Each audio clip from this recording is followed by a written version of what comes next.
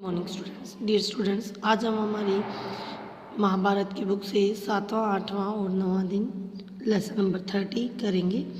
इस लेसन में 7वें, 8वें और 9वें दिन के युद्ध के बारे में बताया गया है। 7वें दिन युद्ध जो है विश्व केंद्रित न था, यानी कि एक जगह केंद्र में युद्ध नहीं हो रहा था, बल्कि अलग अलग मोर्चों पर युद्ध हो रहा था।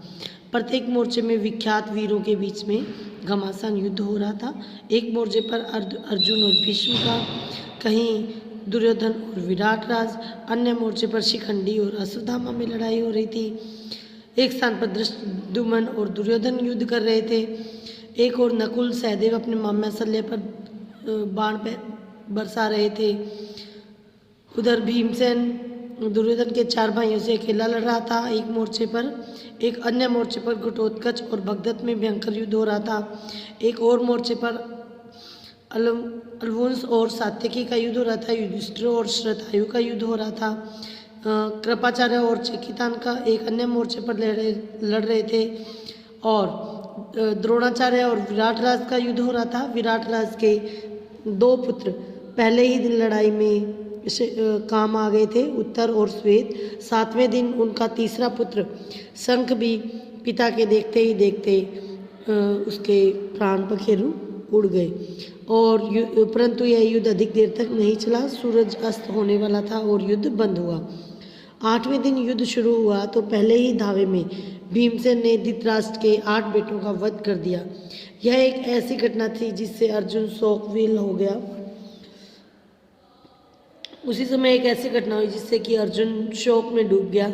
उसका लाडला और सासी बेटा इरावान, जो एक नाग कन्या से पैदा हुआ था, उस दिन खेत रहा यानी मारा गया।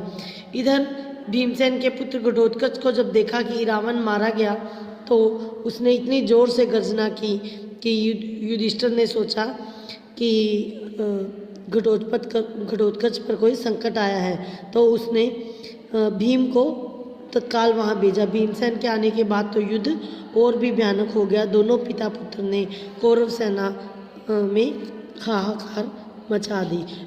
जल्दी ही सूर्यास्त हो गया और युद्ध बंद हो गया। 9वें दिन युद्ध में अभिमन्यु और अलम्बुस में घोर संग्राम छिड़ गया। धनंजय के पुत्र ने पिता की ही भांति युद्ध कौशल का परिचय दिया।